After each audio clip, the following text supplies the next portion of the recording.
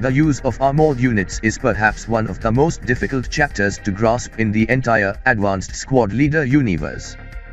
This video is made with the purpose of trying to clarify aspects of the mechanics developed with the movement and use of armored vehicles in the scenarios.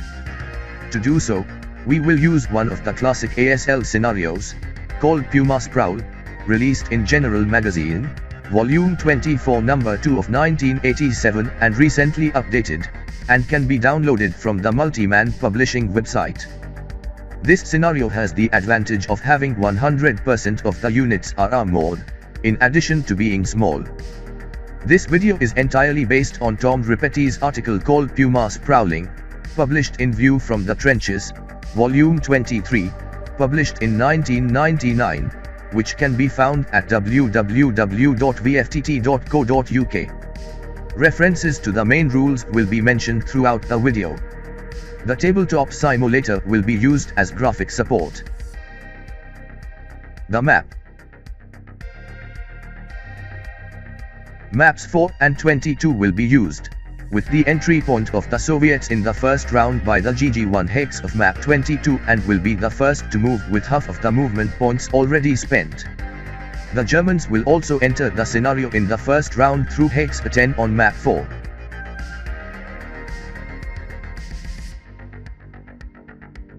The units involved: Soviets, 5 T-70 tanks and a leader 10-2. Germans, 4 Puma armored vehicles with a leader 9-1. Unit features: the German Puma armored vehicle has a 50L cannon, with a rate of fire of 2, which is rare in armored units and means that if the colored die is less than or equal to 2, a new shot can be achieved. Confronting this gun we will have the armor of the Soviet T-70 tank, with the frontal armor factor of 6, and side and rear armor of 4. In the armor piercing, AP, number to kill table, rule C7.31, the 50L cannon has a base number to destroy of 13, therefore, if a Puma hits the Soviet tank, the German player will have to roll 7 or less on the frontal aspect to kill the T-70, result of the number to destroy minus the Soviet tank's armor factor. If the side or rear aspect of the tank is hit, the dice result should be 9 or less, which is very good. On the back of the Puma counter, we can see the notation, A53/44, indicating that the Puma can fire a PCR in 1944 with a special ammunition with an exhaustion number of 4, rule C8.1. It's good to have a PCR, or heat, ammo as it usually increases the guns to kill number by a few degrees. The to kill table shows that the 50L cannon with a PCR ammo has a to kill number of 17, much better than normal armor piercing, hereafter AP, ammo for guns and should have little trouble killing one T-70 from any angle as a hit on the front or side aspect would lead to a need to roll 13 or 11 on the dice, respectively, before final modifiers. Of course, you can only use a PCR ammunition if you declare that the shot will use this ammo. If you roll a number less than or equal to the depletion number, rule C8.9, you get that special ammo and can try to get it again on future shots. If you roll a number equal to the depletion number, you get the special ammo for that shot. But no shots can be fired using this ammo type. If you roll more than the depletion number, you don't have that special ammo and all aspects of that shot are negated. It's as if that shooting never happened, barring possible gun malfunction. Chances are pretty low that the German to hit will be 4 or less to enable the APCR, but it's something to always keep in mind. For the Russians, their 4.5L guns have a base to kill number of 10, which can pierce through the front, side and rear aspects of the Puma, with armor factors of 4 and 1 respectively, with a roll result of 6 or 9, almost identical to the case of Puma firing on the T-70. APCR ammunition is available for the T-70 in 1944 with a to kill number of 12, which will destroy the Puma with 8 or 11 on the dice. More importantly, the Russian tank's APCR depletion number is a hefty 6, which is significantly higher than the probability of the Puma getting the result of 4. When attempting APCR, the T-70 will succeed 42% while the Puma will only succeed 17% of the time. Well, if the Pumas can't outperform the Soviets' tanks in shooting factors, is it possible to outperform them in mobility? In the upper right corner of the counters is the number of movement points. The factor printed over a white symbol shows the type of armored traction. The T-70 has 14 movement points, not to be confused with the movement factors, MF, used by infantry and cavalry, and the white oval background indicates that it moves like a tracked vehicle, Rule D1.13. The Puma has a generous 33 movement points, but the white background of the circle indicates that it moves like an armored car, AC, Rule D1.12. The cost of movement points for armored cars to advance 1 hex in open terrain is 3 movement points. In this same type of terrain, the T-70 is faster than the Puma, as it only requires expending 1 movement point. Armored cars spend more movement points to drive through hedgerows than tracked vehicles and suffer the so-called bog in the process, Chapter B. Also note that ACs cannot walk through walls. The other characteristics of the fighters in this scenario are their turret types, size, smoke discharges and machine gun factors. Sometimes all these factors are vital to the success of an armored vehicle, sometimes they are superfluous. Turret types.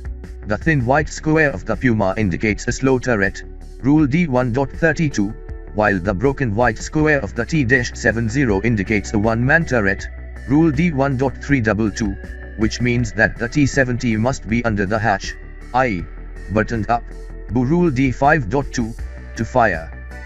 The T-70's machine guns are weak, so German Puma crews can feel relatively safe opening their turret hatches and exposing their crews, EC, Rule D5.3. Since there is a +1 dice modifier to hit when shooting while Rule C5.9, the Russians have a slight disadvantage in the to-hit table aspect. Target size. The white background in the T-70's frontal armor factor means that the T-70 is a small target and benefits from the +1 enemy shot modifier on the to-hit table, Rule C6.7. As the Puma is a full-size vehicle, this +1 modifier of the Russian tanks well balances the modifier disadvantage relative to the buttoned-up modifier. Smoke discharges. The back of the Puma counter reads SD7, which means that the Puma can fire its smoke discharger with a number of 7, Rule D13.31. If you roll a number higher than your used number, in Puma's case it's 7, you can't cast smoke this turn, but you are still eligible to try again in the future. This type of smoke is of the 5-8 variety that does not disappear after the movement phase like infantry smoke. Russian tanks do not have the ability to throw smoke. Machine gun attack factors has little importance in this scenario. In heavily armored scenarios, armored machine guns are often used to prevent the other guy's tank crews from becoming crew exposed.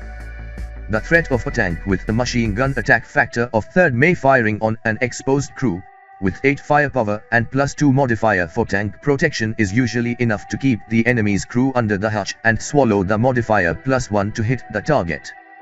In this scenario, the Russian machine gun's negligible attack factor of 2 will not scare off the German crew, who may remain exposed. Resuming. Germans. Strong points. 50L cannon with a good number to destroy the enemy, 13, and with a rate of fire of 2. Excellent mobility on roads. Smoke discharges. Freedom to remain with the crew exposed, avoiding negative modifier. Weaknesses. Outnumbered. Inferior off-road mobility. Russian. Strengths. Good number to kill. Good availability of APCR ammo. Armor leader 10-2. Weaknesses. Lack of smoke launcher. Absence of firing rate.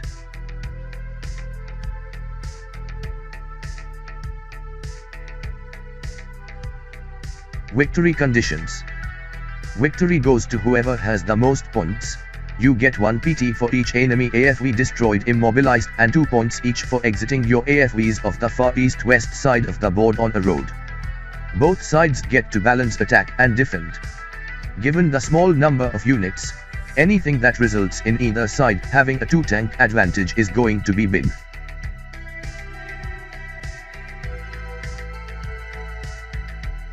Russian. Turn 1. Rally phase. Russian sets up tanks off board and in motion. Rule A2.52. All turret covered arcs, TCA, are the same as vehicular covered arcs, VCA. All tanks are crew exposed to cut their road movement rate down to a half MP per hex instead of the 1 MP per hex that a buttoned up tank must pay. Since the T-70s will be buttoning up quickly in order to fire their guns from the one-man turrets, they have got to get the most out of the road movement while they can. Note that you don't put the armor leader on the board at the start, you note which tank he is in on a side record, Rule D3.41. Let's ignore wind change dice roll. Bypass movement, BBM, Rule D2.3, is a hugely important way for tanks to navigate the battlefield. Basically, you can bypass a woods or building if the gap between the obstacle and the hex side is greater than the thickness of the AFV counter. The hex side bypassed above is clearly legal. Vehicular bypass movement costs double hexes non-obstacle terrain, which is why the T-70 paid 2 MP to bypass the woods in floor F4. Bypassing 22 DD4 along the DD4-DD3 hex side would cost 4 MP since the cost of brush is 2 MP, but at least you get to bypass the woods and avoid the potential of bogging your tank. Bogging. If your AFV enters the terrain in a bog hex, like entering the woods in 22 FF4, instead of just skirting around it, you must make a bog check to see if you have bogged in the hex. Rule D8.2. Bogging isn't the end of the world. It's not nearly as final as immobilization and usually just costs you time while you try to unbog the vehicle. But by the same token, the reason you probably risked bog in the first place was that you were in a hurry, so bogging tends to be unbelievably inconvenient. We'll run into bogging later. Bog hexes are mainly woods and buildings, although we noted before that the German armored cars must risk bog to cross hedges. Motion, Rule D2.4. Motion is one of the hardest things to learn. The terminology is somewhat confusing, even for native English speakers. Motion is basically a way of telling you that your vehicle is moving in its hex while it's your opponent's player turn. It's not just sitting there, its treads, wheels, flippers are grinding along, propelling the vehicle across the groundwater ether. Since it's in motion, your vehicle is harder for the enemy to hit, but your moving vehicle isn't likely to be shooting its gun with any accuracy either, unless you have gyroscopes on your US Sherman. Rule C.8, of all places, covers the quantum states of movement which a vehicle can have. When a vehicle starts its movement phase, it is either stopped, in which case it's just sitting there on the board, or in motion, in which case there's a white motion counter on it. During the vehicle's movement phase, you take the motion counter off. When a vehicle ends its move, it will be either stopped, having expended 1 MP to stop, or it will stay in motion, with no MP expenditure required, and acquire a motion counter. Ole Bo had an excellent article in the ASL and Noel 1996 which covers this topic in fine and grained detail. What motion was good for? You want to use motion mainly for 2 reasons. First reason, because you are in a hurry to get somewhere. This can happen when your vehicle is moving to get into position. You can save your vehicle 2 movement points by staying in motion at the end of its movement phase. The first movement point is saved from not expending a stop movement point at the end of its move, and the second movement point is saved from not having to expend a start MP at the start of its next move. Motion is also good for when you are trying to exit the vehicle off the board. Why waste time stopping and starting when all you care about is leaving the board? The second reason happens when you are in danger of being blasted to smithereens and you want to remain hard to hit. This is because motion targets get a +2 dice roll modifier, case J, added to hit rolls against them, and because the case L point blank target modifier does not apply to motion targets. Using motion to save your butt is not just for jeeps that are being run down by panthers, it's also for panthers that have been caught with their thinner side armor facing a bazooka team, or for any vehicle that is worth more as exit VP than as a source of firepower in the fight. As we mentioned above, motion is commonly employed by vehicles at the end of their move. However, vehicles that suddenly find themselves in a bad situation during the opponent's movement phase can try to kick into motion at that time. Rule D2.401. This can happen when your defending vehicle is swarmed by overwhelming enemy force. Motion attempt. Rather than sit there and get torched, your vehicle can make a motion attempt during the enemy movement phase, and if successful, it kicks into motion and its chances of survival are greatly increased. Not only is your motion vehicle harder to hit as described above, but it can also spend the first MP of its next move in getting out of enemy loss. Motion attempts allow for a free vehicular cover arc, not turret cover arc, change, Rule D2.11, so you can swing your entire hull around and head for the rear echelon before the enemy can squeeze off a first fire shot next turn. To make a successful motion attempt during the enemy's movement phase, your vehicle has to make a dice roll which is happy smiley the number of movement points spent by any enemy unit which came into your vehicle's line of sight in that movement phase. Obviously, the attacker wants to cut down on the number of movement points he gives the defender to look at, or just not give him any new units to look at in the first place. We'll see all of this in action here. Suffice to say that this part of the game is often fraught with tension as the defender weighs the options of staying put and firing, blowing vehicle smoke, or kicking into motion.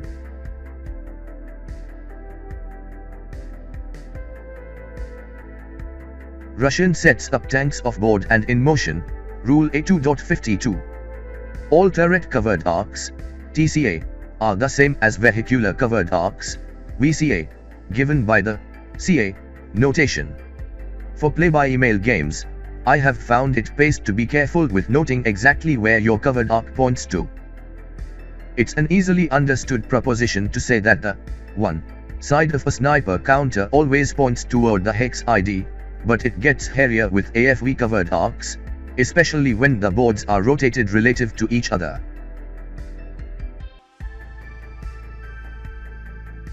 All tanks are crew exposed to cut their road movement rate down to a half MP per hex instead of the 1 MP per hex that a buttoned up tank must pay. Since the T-70s will be buttoning up quickly in order to fire their guns from the one-man turrets, they have got to get the most out of the road movement while they can. Note that you don't put the armour leader on the board at the start, you note which tank he is in on a side record, Rule D3.41. Let's ignore wind change dias for brevity. Tank in 22 GG0 moves. GG11 movement point. GG22 movement point. GG3, 3 movement point. Floor F3, 4 movement point. Floor F4 bypass FF4 EE4 hex side, 6 movement point. EE5, 7 end in motion. Remember the half movement point scenario special rule restriction on turn 1. Vehicular bypass movement, VBM. Vehicular bypass movement, VBM, Rule D2.3, is a hugely important way for tanks to navigate the battlefield. Basically, you can bypass a woods or building if the gap between the obstacle and the hex side is greater than the thickness of the AFV counter. The hex side bypassed above is clearly legal.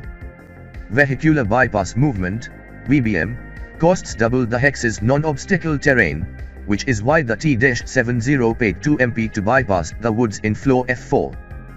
Bypassing 22 DD4 along the DD4 DD3 hex side would cost 4 MP since the cost of brush is 2 MP, but at least you get to bypass the woods and avoid the potential of bogging your tank. Bogging. If your AFV enters the terrain in a bog hex, like entering the woods in 22 FF4, instead of just skirting around it, you have to make a bog check to see if you have bogged in the hex, Rule D8.2. Bogging isn't the end of the world. It's not nearly as final as immobilization and usually just costs you time while you try to unbog the vehicle. But by the same token, the reason you probably risked bog in the first place was that you were in a hurry, so bogging tends to be unbelievably inconvenient. Bog hexes are mainly woods and buildings, although we noted before that the German armored cars must risk bog to cross hedges.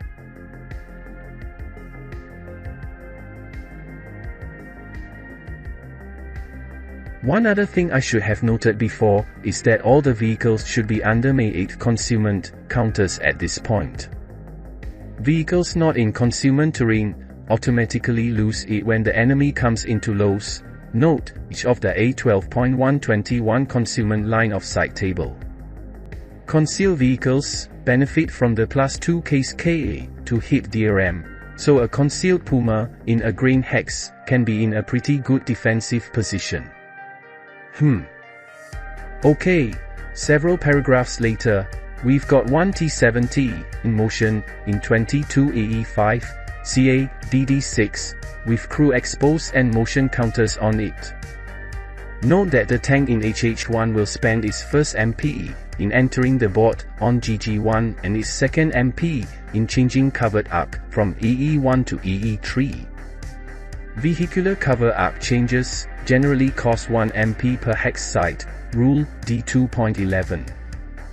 Final positions of Russian T-70 tanks. All tanks crew exposed and in motion. 22 EE5 CA DD6. 22 FF4, bypass EE4, CA EE5. 22 EE3, bypass EE4, CA DD3.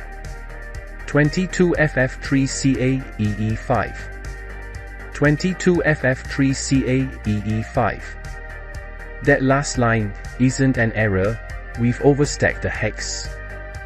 It cost the second tank 1 extra MPE to enter the hex, which already contained a vehicle, Rule D2.14, but it was acceptable here, since he had the MPs necessary. Now that you've seen vehicles be overstacked, don't do it again, for a long time. The attack and defense penalties, Rules A5.12, A5.13, are rarely worth it. I have never seen an opponent do it. The only reason we're getting away with it here, is that the overstacked hex is safe from marauding Pumas. Don't overstack vehicles. At least, not until you know better. As with everything, there are exceptions. What you really want to avoid is to be overstacked at the end of your MPH.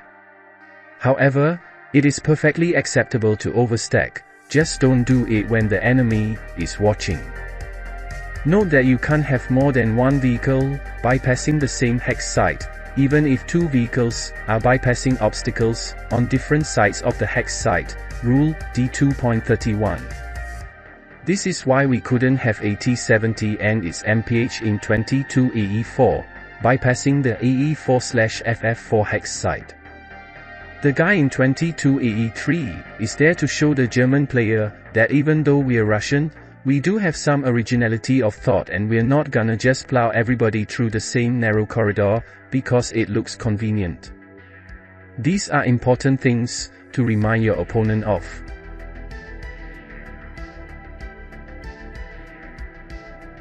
German Turn 1. RPH. Set up Germans. Hex row HH is to the off-board side of hex row A. All vehicles CE and in motion. Puma in 4 HH 10 moves. For A10, 3 movement points. For B9, 6 movement points. For B8, 9 movement points. For C8, 12 movement points. For C7, 15 movement points. For C6, 18 movement points. For C5, 21 movement points. For D4, E4, F3, 21.5 movement points. CE movement long road is 0.5 MP each hex. VCA for H3, 22.5 movement points. For G4, H3, I3, 24 movement points. VCA for J1, 25 movement points. For I2, for I1, 22 I10, 22 J9, 27 movement points. 22 J8, 30 movement points. VCA, 22 I7, 31 and in motion with the 32nd and 33rd MPs, considered to be expended, in the last hex, rule D2.1. Let's move the 3 remaining Pumas to their final positions. For HH9-4K4, Puma, CA, M4, stopped. For A11-4K3, Puma, CA, M3, stopped. For A12-22J9, Puma, CA, 22I8, motion. Apparently, the Germans want to be able to respond to whatever the Russians do, whether it's a thrust onto board 4 or a strike across board 22. The stop vehicles, in 4K3 and 4K4 don't have great loads down the length of board 4, but ending the turn in motion only saves them 1/33 of their MPs, and it's a lot easier to hit something when you're stopped. Skipping through phases that don't matter, we come to Russian turn 2. Movement phase. Motion T70 bypassing in 4AE4/AE3 moves to DD3, 2 MP. No need to expend a start MP, since he was in motion at the start of his move.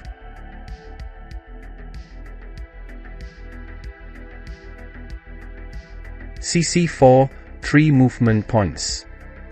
BB4, 4 movement points. AA5, 5 movement points. C4, 6 movement points. Y4, 7 movement points. VCA, X2, 8 movement points. Y3, Y2, 9 movement points, his crew exposed, remember. VCA, W2, 10 movement points. X2, W2, 11 movement points. V1, U2, 12 movement points. T2, S2, 13 movement points.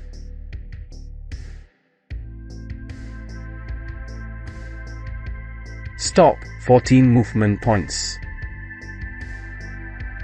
The more astute/sleazy of you might wonder why the vehicle didn't save itself VCA change MPE by just firing outside of its VCA and spinning the VCA as a non-turreted vehicle would. Rule C5.1. This would come in handy when you're negotiating road curves. Nice thought, but it's illegal. See the end of Rule D2.11. Motion T70 in 22AE5 moves to AE6 and then along the road to 22Q10 VCA for P1 for 11 MP, and we'll take it up from there. For Q1, 11.5 movement points. BU for Q2 TCA for O2, 12.5 movement points. Stop, 13.5 movement points. Note the free TCA change when expanding MP, Rule D3.12. The tank simultaneously buttoned up, entered 4Q2, and changed its turret covered arc to 402, placing a BU turret counter on the vehicle, facing the proper direction. Buttoning up. When moving along a road to advance to contact with the enemy, staying crew exposed is fine, unless there's snipers about. Once you get into the thick of things, buttoning up is a good idea, although there are many exceptions and personal preferences about this. We've noted that the Pumas don't have much to fear from the Russian tank MGs, so they're gonna stay crew exposed. The Russians, indoctrinated against boldness and fearful of the Puma's 5 FP CMG, will stay buttoned up here. Note that moving along a road, while button up, costs 1 full movement point, and that buttoning up / going crew expose is a kind of toggle switch. You can only be U/C once in your movement phase, and then, once again, in your advance phase. You can't change your button up / crew expose status during your opponent's player turn. One of the reasons it's prudent to button up is that you don't want to be caught crew expose and get whacked in your opponent's advance fire phase. Also, a crew exposed vehicle that prep fires will have to stay crew exposed during the defensive fire phase. It cannot button up until the advance phase. Being crew exposed is risky, but some people like to take that risk and avoid the +1 to hit dice roll modifier for being buttoned up. Also note that you have to be crew exposed to fire an AAMG, Rule D1.83. Why didn't the Puma in K3 first fire as soon as the T70 came into view in Q2? 2 reasons. First, the odds of a hit weren't high.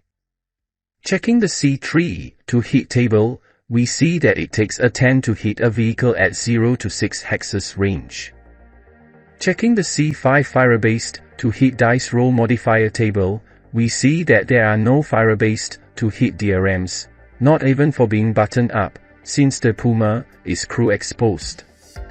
But there are plenty of target-based to hit dice roll modifiers on the C6 table.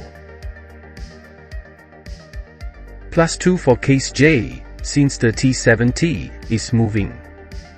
+2 for case J2, since the T70 spent only 1 MP in entering for Q2. +1 for case P, since the T70 is a small target. +1 for case Q, since the hatch gives a +1 TEM. +2 for case R, since there are 2 hexes of grain hindrance in the way. The total DRM is +8, which makes a hit very unlikely when you need a final DR of 10. The second reason the Puma didn't first fire is that he knew that the T70 was nearly out of movement points when it entered for Q2. With only 1.5 MP left out of its 14 movement phase allotment, the T70 could not enter for P2 or for Q3 without risking excessive speed breakdown, more on that later, and it would have to change vehicular covered arc and expose its weaker side armor to enter for R2. Since the most likely thing the T70 was going to do was stop, the Puma held its first fire, waiting for a juicier target. If none comes along, the Puma can still final fire on the T70 in the defensive fire phase, when the case A2 dice roll modifier won't be applicable. J2 is only applicable to first fire. Since we went into such detail about motion attempts, it's good to note here that the Puma in K3 has seen a new enemy unit enter its line of sight for 2 MP, so the Puma can now make a motion attempt. It would have to make a dice roll of 2 or less to kick into motion. If successful, it would acquire a motion counter and could change its VCA to whatever it wished. It'll hold off here, though. Alright friends, with a huge amount of information, let's wrap up this first episode of the Armored Fighting Vehicle Mechanics, based on the flow of the Puma's Prowl scenario. In the next episode, we will continue with this battle, bringing more rules and examples of the complex choreography involving the use of armored vehicles in Advanced Squad Leader. See you soon. Namaste.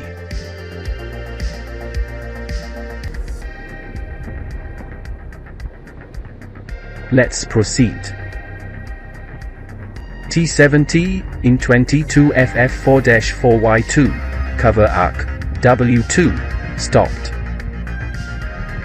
T70 in 22FF3 moves to 22R5, crew exposed, motion, vehicular cover arc, Q4, for 13 movement points.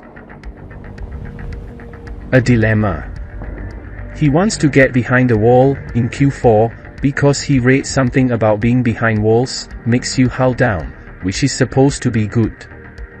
but it would take 15.5 movement points to get to Q4 and stop. What to do? Go for excessive speed breakdown. Rule D2.5. Excessive speed breakdown is the way to get up to an extra 1/4 of your movement points, fraction rounded down, for use in such tight situations as this. Good players seldom seem to need this, since they plan and know exactly how many movement points they're going to need to get where they're going.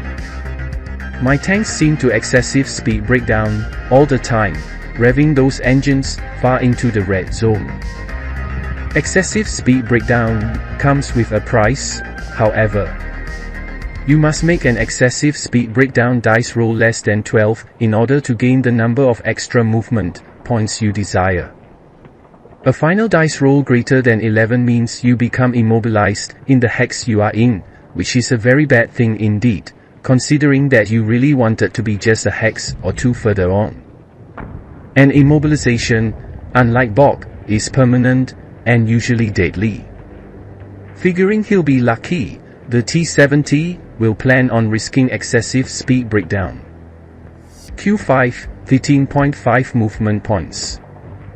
Excessive speed breakdown, asks for 1.5 extra MPs, 15.5 minus 14 is equal to 1.5. Excessive speed breakdown dice roll, 5 and 3, plus 1, Russian manufactured vehicle. Plus 1, sort 1.5 extra MPs, equals 10, okay. He now can use those 1.5 MPs any way he wants. Q4, 14.5 buttoned up. Stop, 15.5 movement points. T-70, in 22FF3-22S7, cover arc, Q7, motion, this guy thinks he's the mobile reserve. Defensive fire phase. Having seen no better targets, the Puma in 4K3 will fire at the T-70 in 4Q2. To hit equals 10 THDRM. Modifiers, plus 2, case J, moving target, plus 1, case P, small target, plus 1, case Q, hatch, plus 2, case R, 2 hexes grain hindrance, total DRM, equals plus 6. Number needed to hit, 4. Dice roll equals 5, for miss, minus 1 acquisition, placed on tank, in 4Q2. Figuring the northern bridge to be a bust due to the strong Russian defense covering the 2202 road, the Puma in 22J9 will exercise rule C3.22 and rotate his entire vehicle, turning as a non-turreted type vehicle, so that his covered arc is now 4I1. No motion attempt is required, this has nothing to do with motion. This is just rotating your vehicle's covered arc during your fire phase, when the gun is still eligible to fire without intensive or sustained fire. It's a great way to get a free vehicular cover arc change and get a head start on next turn's movement. Advancing fire phase. T-70 in 4Q2 returns fire at Puma in 4K3. To hit equals 10. To hit modifiers equals plus 4, case C, slow turret type turret, bounding firing, plus 1, case I, button up firer, plus 2, case R, 2 hexes grain hindrance, total dice roll modifier, equals plus 7. To hit dice roll, equals 3, 2 it's a miss, minus 1 acquisition, placed on Puma, in 4K3. T-70, in 22Q4 area, acquires 2202. TO hit DR, equals 2, 1, minus 1 acquisition. T-70, in 22S2 area, acquires 2202. TO hit DR, equals 3, for minus 1 acquisition. Whoops, no he doesn't. He's a crew exposed one-man turret, so can't fire his gun. Remove this acquisition counter. Taking his clue from the Puma in 22J9, the T70 in 22S7 will rotate his entire tank's covered arc to 22R8 in preparation for crossing the bridge and reinforcing the defenses on that side. He can do this even though he's in motion, there's nothing preventing it. Advance phase. All Russians button up if not already. German turn 2. Prep fire phase.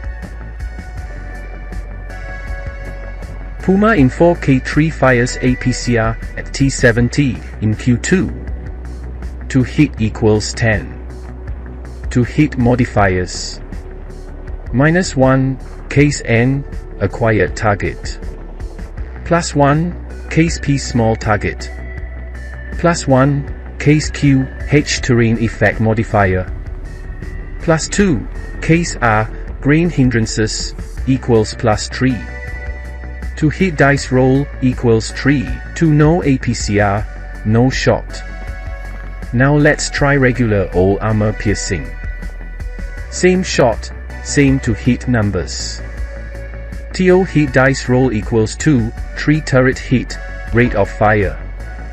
-2 acquisition. Rule C3.9 covers location of vehicle hits. Red die white die is a turret hit.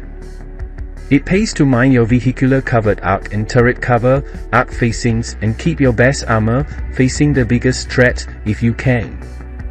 Basic to kill number equals 13 for 50L guns from the rule C7.31 to kill table. Now we look at the rule C7.2 basic to kill modifications to see if any apply. None do. We aren't close enough for the range modifications found below the rule C7.31 table to apply. Final to kill equals 13, 6, frontal armor equals 7 to kill. DR equals 4, 3. The tank is shocked. Get this result from the rule C7.7 AFV destruction table, a very handy table to know. The T70 is in trouble. Place a shock counter on it and remove the -1 acquisition it had on the Puma. Following the age-old tradition of kicking M while they're down, the Puma will fire again, using its rate of fire. The to hit numbers are as before, with a -2 acquisition this time. To hit dice roll equals 4, for hull hit, no more rate of fire, still -2 acquisition. Final to kill equals 7, as before. To kill dice roll equals 3, 3. Kill. Fleet T70, over to wreck site. A moment of silence, please. Note that vehicles are inherently different than most infantry. When infantry breaks, it can usually rally and bounce back. Vehicles don't break, they die. Sure, sometimes you have an immobilized or shocked/stun vehicle that seems to have a second life or that can be useful in a less than 100% condition, but generally when you lose a tank, you're gonna have a hole in your line somewhere. Get used to the idea and plan ahead. Now we roll for crew survival, since the AFV didn't burn, rule D5.6. Since we don't want any inconvenient vehicle tank crews cluttering up our nice clean example, the crew survival dice roll will be 5, 6, which is greater than the crew survival number printed on the back of the T70, so the crew is gone. Movement phase. Motion Puma in 22J8 moves to 2202, cover arc, Q2, still moving, for 14 movement points. Not necessarily good tactics to go charging into the defense like this, but let's say this guy was emboldened by the results of prep fire. T70 in 22Q4 fires. Why? Because he has acquisition on O2, but more importantly, the Puma will be hull down, rule D4.2, to Q4 if he is allowed to enter P2. Oh, and it'll be an APCR shot. To hit equals 10. To hit DRM equals +1, button up firer. +4, case J2, moving target 2 MP, in line of sight. -1, converting area acquisition to 1/2 inch acquisition by rule C6.52. Total equals +4 to hit. Dice roll equals 4, 3. No APCR, no shot. Try again, with armor piercing. To hit dice roll equals 4, 2. Hull hit, -2 acquisition placed. To kill number equals 10, 4, armor, equals 6 to kill. Dice roll equals 4, 5. No effect.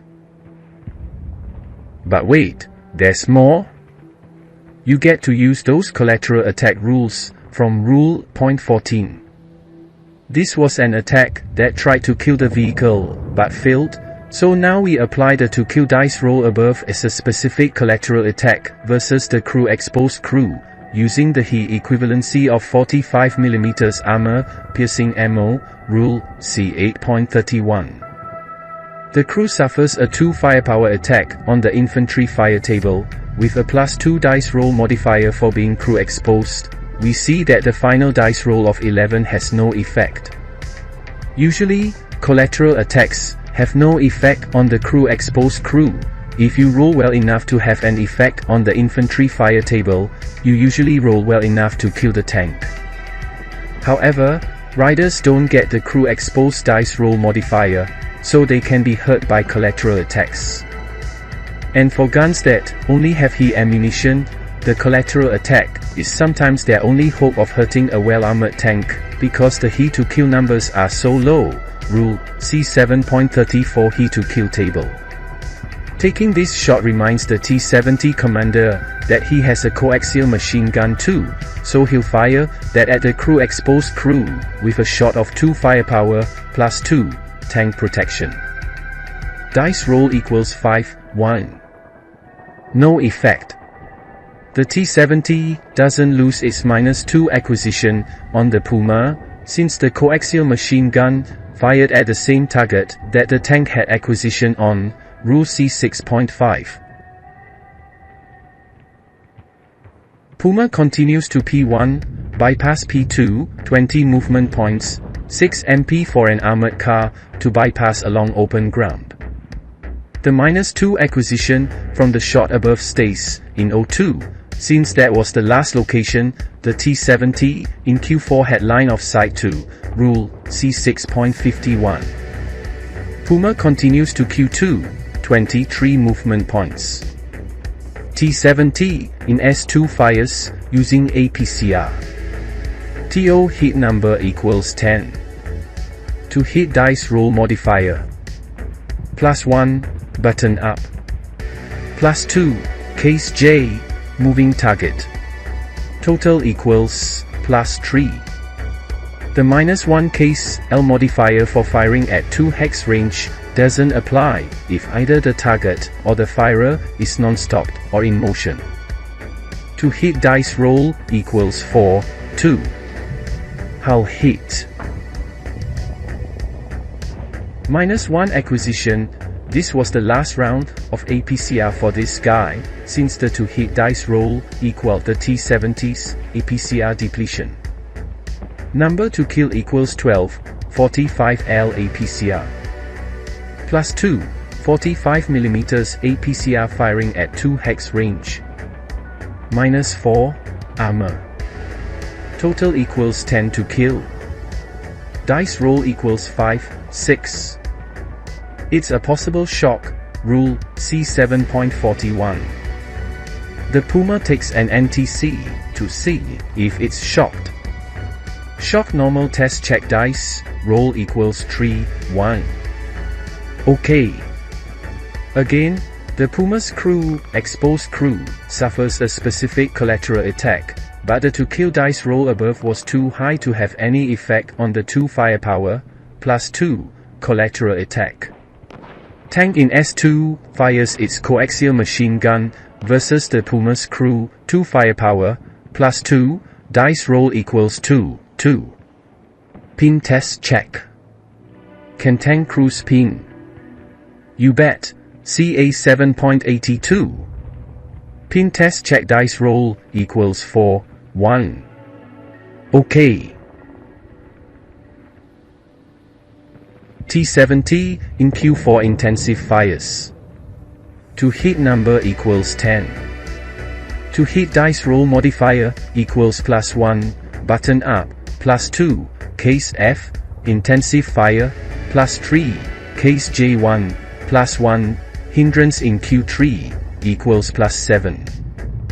To hit DR equals 6, 4. Malfunctions the gun since intensive fire, lowers the gun's breakdown number by 2, see 5.6. It's always hard to know when to intensive fire and when to hold off. The temptation is so strong, and yet the penalty is pretty harsh. In this case, the chances of getting a turret hit, remember hull hits are useless against hull down targets, were just 2/36, while the chances of malfunctioning or breaking the gun were 6/36, so taking this shot was ill-advised. Note that case J1 applied, because the Puma went out of the T-70's line of sight. When it came back into line of sight, the number of movement points spent in line of sight started counting over from 0. T-70, in S2 intensive fires, firing at the second of the 3 movement points the Puma expended in entering Q2. To hit number equals 10. To hit DRM equals plus 1, button up, plus 2, case F, intensive fire, minus 1, acquisition, plus 2, case J, equals plus 4. To hit dice roll equals 4, 1. Hull hit, minus 2 acquisition. To kill number equals 10. Plus 1, 45mm AP firing at 2 hex range, minus 4, armor, equals 7. To kill DR equals 5, 2. Immobilization.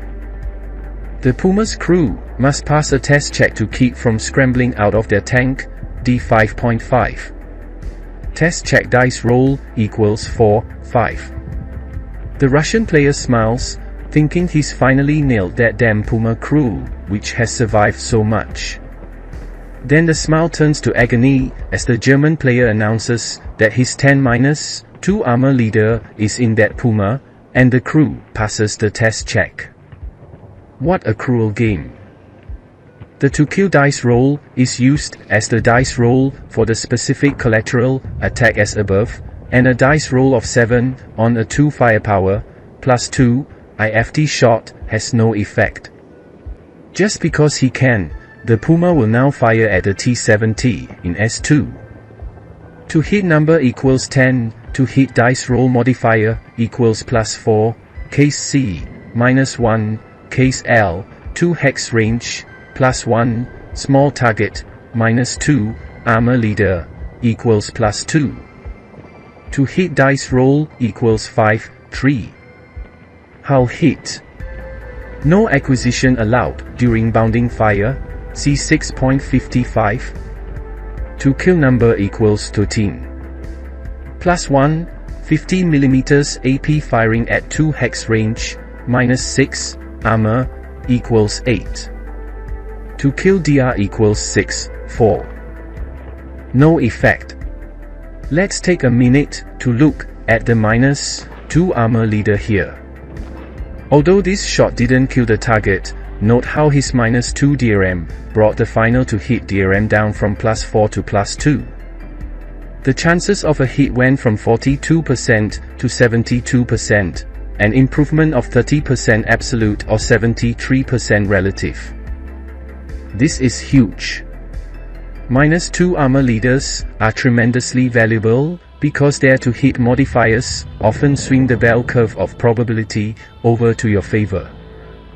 A minus 2 armor leader is worth at least 1 tank all by himself, and he should be treated as one of your biggest assets. Heck, Even a -1 armor leader is valuable. Note that the immobilized Puma is no longer non-stop, i.e., moving, so his shot at the T-70 qualified for case L. Note too that since he is immobilized, he's pretty much done firing for the turn. Normally you need to spend at least 1 MPE between shots, D3.3 and C5.3, but the Puma has no more movement points to spend on movement.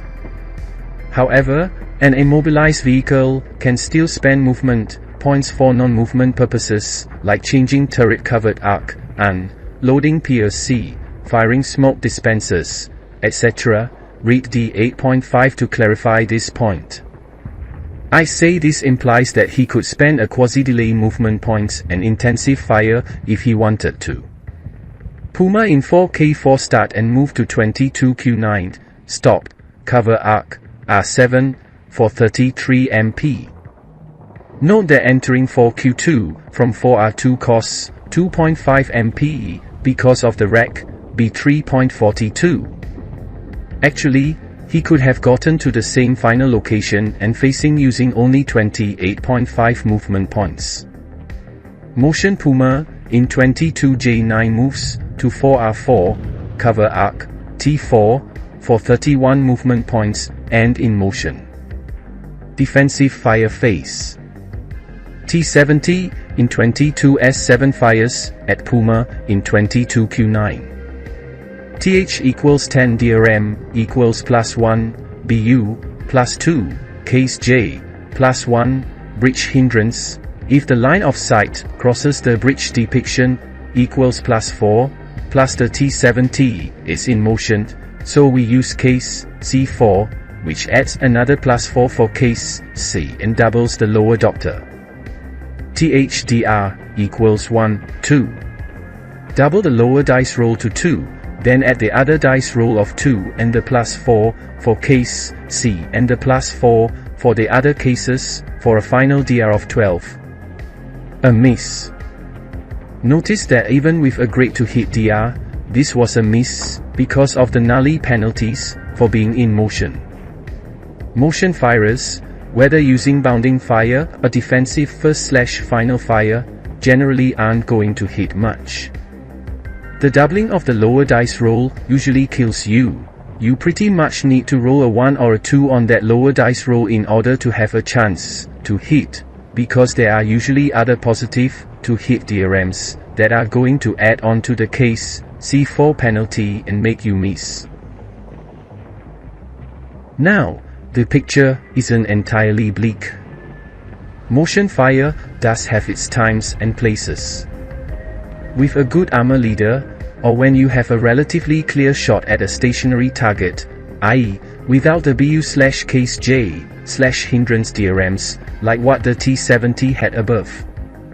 Or when firing at a large/very large target, or when you have a gyroscope, motion fire can stand a reasonable chance.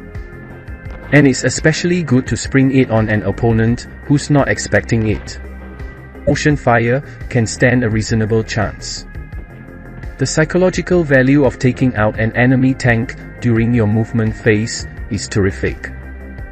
I just wanted to warn armor novices that motion vehicles don't aim very well, a fact which has definite implications for their own self-protection, as we shall see. The same T-70 fires its coaxial machine gun at the crew-exposed Puma crew. CMG firepower is halved because the firer is in motion, D2.42. 1 firepower, plus 2. DR equals 4, 4. No effect. Advanced fire phase. Puma in 22Q9 fires at T-70 in S7. TH equals 10. DRM equals +4, case C, +2, case J, +1, small target, +1, bridge hindrance, equals +8. THDR equals 3, for miss, -1 acquisition.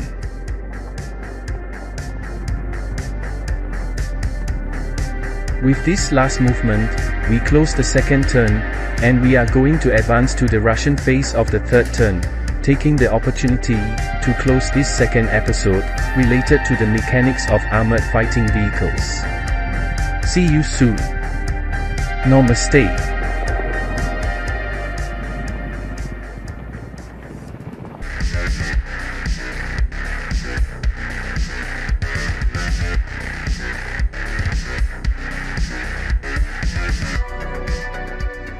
Russian Turn 3. Rally Phase. T-70 in 22 Q4 attempts to repair its malfunctioning main gun. Dice roll equals 6. Oh, the gun is eliminated. As per rule D3.7, this guy is suddenly recalled. Rule D5.341. While trying to repair your malfunctioning gun might seem obvious, you need to be careful of the possibility of rolling a 6 and being recalled. Some armored fighting vehicles are plenty valuable even without their gun. The Puma could still use its 5 firepower coaxial machine gun, or its smoke dispenser, for example. Don't mindlessly try to repair your gun without thinking about this. A recalled AFV is almost completely worthless. Prep fire phase. T-70 in 22 S2 fires at Puma in 22 Q2. To hit number equals 10. To hit dice roll modifier. +1, button up. -2, acquisition. Total modifiers equals -1. To hit dice roll equals 4, 3. Hull hit. To kill equals 10. +1, range. -4, armor. Number needed to kill, or equals 7. To kill dice roll equals 2, 1. Burning wreck, rules B25.14 and C7.7. Crew survival is non-available, rule D5.6. What this Puma did and what the T-70 did when it moved to 4Q2 on turn 2 are examples of what I call the basic mode of AFV tactics, or the start move stop fire mode. In both cases, the attacker's AFV started its turn out of line of sight of the enemy, moved up to line of sight of the enemy, stopped, and figured it could start beating up on enemy tanks. This mode is what most novices do with AFVs, and it does have its place in the game, but notice how the game really favors the defender when the attacker goes this way. The attacker moves up into line of sight and stops. If the defender has a worthwhile chance of killing the attacking AFV, he'll fire on it using first or final fire, usually gaining -1 acquisition.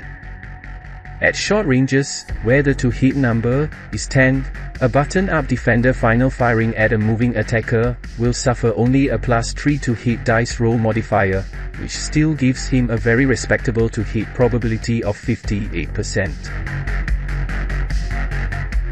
If the defender's defensive fire phase shot didn't kill the attacker outright, the attacker's advanced fire phase shot is penalized by the case C bounding fire dice roll modifier, which is usually at least +2 dice roll modifier, worse than the case J dice roll modifier, which the defender used when firing on the moving attacker. The attacker's return advancing fire phase shot is usually not as good as the defender's defensive fire phase shot, so the defender will probably still be alive when his next prep fire phase rolls around. The upcoming prep fire phase shot has a high probability to hit since nobody's moving and the ex-defender has -1 acquisition on the ex-attacker. So it's no wonder that there's a T-70 wreck in 4Q2 and a Puma wreck in 22Q2. You can't just waltz up to the enemy and give him the first 2 good shots. Not when the to kill numbers are as high as they are in this scenario.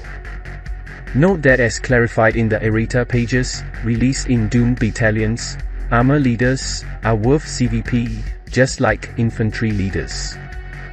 That 10-2 was worth 3 CVP, yow. Movement phase. Recall T-70, in 22 Q4 starts and scurries away toward the eastern board edge. The German will let him go.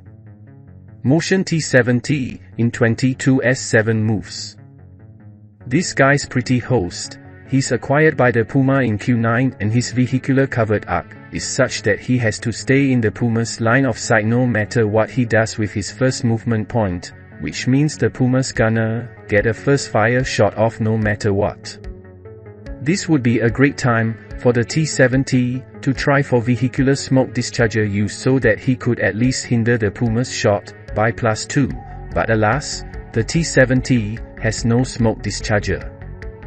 All would not be lost if the T-70 were crew exposed. One of the early rules in Chapter F, the Desert Rules, found in west of Alamein, allows crew-exposed vehicle crews to attempt to place 1/2-inch smoke counters just like infantry do.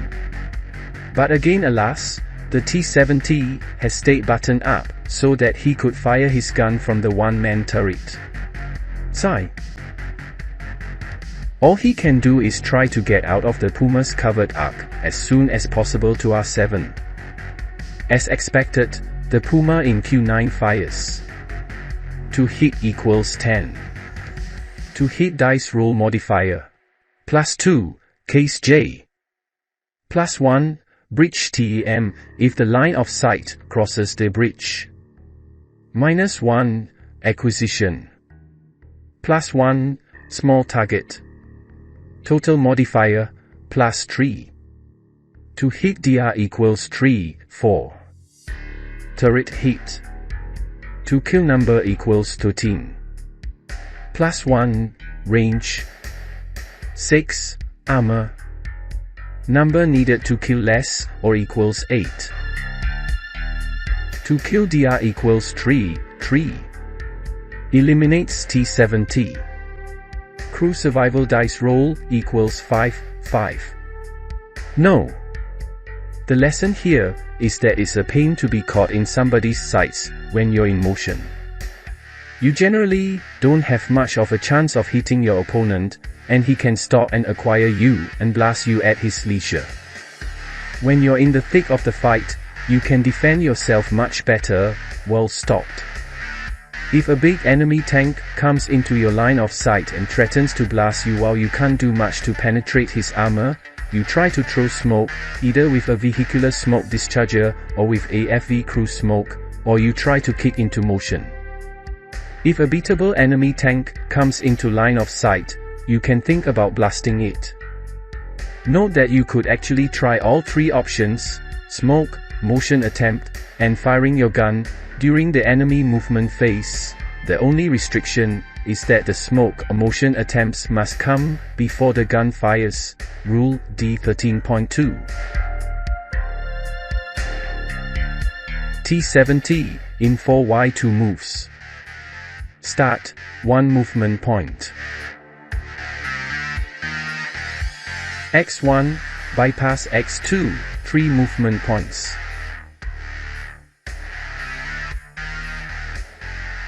W2, 4 movement points. V1, 5 movement points. U2, 6 movement points. T2, 7 movement points. Cover arc, S1, 8 movement points. S2, bypass T1, 10 movement points. S1, 11 movement points. 22 are 10, 12 movement points. Q10, 13 movement points. Stop, 14 movement points. Having shown you the basic mode of AFV operations, let's show you the advanced mode, or the start move stop bounding fire start move stop mode. This is where your AFV tries to kill an enemy vehicle using bounding fire.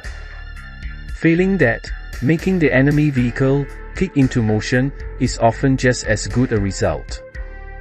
This is the stuff you use when confronting the infamous problem of how to kill a panther with 4 Shermans.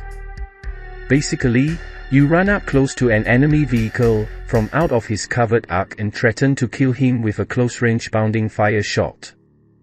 I noted above how chancy bounding fire is, but if you stop adjacent to your target, you qualify for the -2 DRM for point-blank fire, which greatly helps you. For example, at this point, the T-70 above has a to-hit number of 10. To hit dice roll modifiers. +4, case C. +1, button up fire. -2, point blank fire. The final to hit dice roll modifier of +3 yields a 58% chance of a hit, and the Puma's weak side armor won't do much to stop that 45mm shell. Once you move up close and stop, the enemy tank will have to respond to your threat. As noted above, the Puma could greatly help himself by popping smoke discharger, SD, smoke or throwing vehicle cruise smoke or even kicking into motion, which would be automatic, since the T-70 came into line of sight and spent 6 movement points, all of which would add a +2 dice roll modifier to the T-70's to hit dice roll. And the successful motion attempt would make the -2 point blank fire dice roll modifier not applicable as well. However, the Puma, the situation at the end of the prep fire phase of the Russian third turn, sees a burning Puma has already fired and lost rate of fire, so it can't pop smoke or kick into motion. This kind of AFV attack mode works best when the opposing enemy tank is already encumbered by a first fire counter of some kind. If it's not, it retains a lot of options when you make a rush at it. This is why it generally takes at least 3 Shermans to swarm a panther. The first few Shermans will fail or die, but they soak up the panther's defensive fire options in the process, making it more vulnerable to the 3rd, 4th, or 5th Shermans to come along. Okay. Returning to our example. With no smoke or motion possibilities, the Puma in Q9 will try to intensify his gun at the T-70 in Q10, rotating the entire vehicle as a non-turreted vehicle in the process so that its covered arc points toward 22R10. However, the T-70 can declare a gun duel, rule C2.2401, and try to beat the Puma's shot. Basically, this means the 2 AFVs compare fire-based and acquisition to hit dice roll modifiers, and whoever has the lower dice roll modifier gets to shoot first. If the 2 DRMs are equal, both AFVs fire and the lower to hit DR is assumed to happen first. Note that the T-70 would not have even thought of making this move if he wasn't sure he'd win the gun duel. What's the point of letting the other guy shoot first? So before he plotted his move, he counted up the fire-based and acquisition DRMs and made sure he'd get the first shot off. In fact, once the T-70's intentions became clear, the Puma commander also could figure out who would win the gun duel, which would have affected his decision on whether to fire or pop smoke or kick into motion if he had any other options left besides firing. Okay, so the T-70 pulls out and pauses, waiting for defensive fire to be declared. The Puma commander sighs and declares his intensive fire shot, rotating his VCA to 22R10. The T-70 commander declares a gun duel and they add up the fire-based and acquisition DRMs, only. Puma. +4, case A. +2, intensive fire, equals +6. T-70. +4, case C. +1, button up fire. -1, armor leader, equals +4. Oh yes baby, that 9-to-1 armor leader sure came in handy this time. The T-70 wins gun duel and gets to shoot first. Realizing that his +6 gun duel to hit dice roll modifier would have been greater than the Russians, even without the 9-to-1 armor leader being revealed, the German player should probably have just rotated only his turret-covered arc to R10, which would have knocked the case DRM down to +3, which would have made the gun duel a tie in the German player's mind. He still would have gotten a surprise when the Russian announced the presence of the 9-to-1 armor leader, which enabled him to win the gun duel. To hit equals 10. To hit dice roll modifiers. +4, case C. +1, button up firer. -1, armor leader. -2, point blank. Total to hit modifiers, +2. Number needed to hit, less, or equals 8. To hit DR equals 1, 4. Turret hit. To kill number equals 10. +1, range. 1, armor. Number needed to kill, less, or equals 10. Note that the Puma's side armor factor is used, since it lost the gun duel and its vehicular covered arc won't be rotated until after the T-70 gets off its shot. To kill DR equals 5, 3. Kill. Crew survival dice roll equals 5, 6. No crew survivor. And that's the power and beauty of the start move stop bounding fire start move stop mode. You get to nail somebody during your movement phase, and if you have any movement points left, you can start up and move away to a safer location. It's glorious. I highly recommend it to you and all your friends. It doesn't always work, of course, and sometimes you're better off just standing back and plunking away using the basic mode of operation, but it's something you need to be aware of. Maybe you won't be doing this advanced mode stuff right away, but eventually you'll feel comfortable enough with bounding fire and the to-hit DRM tables that you want to give this a try. Quite likely, your interest will be driven by the fact that somebody used it on you and you want to know how to get even. Such is the ASL way. We didn't get to use everything I wanted to talk about, but we did get a lot in. Put it in gear, boys, and let it roll. If you have any questions about this example of play, or find any errors, feel free to leave a comment. Namaste.